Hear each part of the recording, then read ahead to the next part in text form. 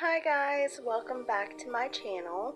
So I wanted to show you a little bit of a DIY that I've been working on because I still have my tree up and I just haven't had time to put it away.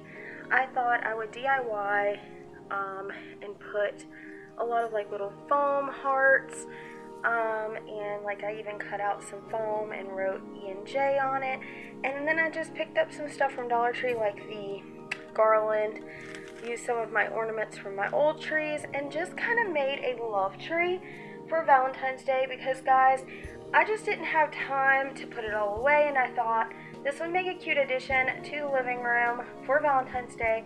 But it's a super cool DIY if any of you still have your trees up, which I know some of you do because I did. But guys, this is a really simple DIY and you can even use the lights that are already on your tree. I had purple lights, but it'll still look good. Anyways guys, I hope you have a great day and I'll show you some more of this tree once everything's up and kind of show you some of my decor. But I hope you have a wonderful day and thank you so much for all the support and love that you've shown me in the last couple days. Bye guys.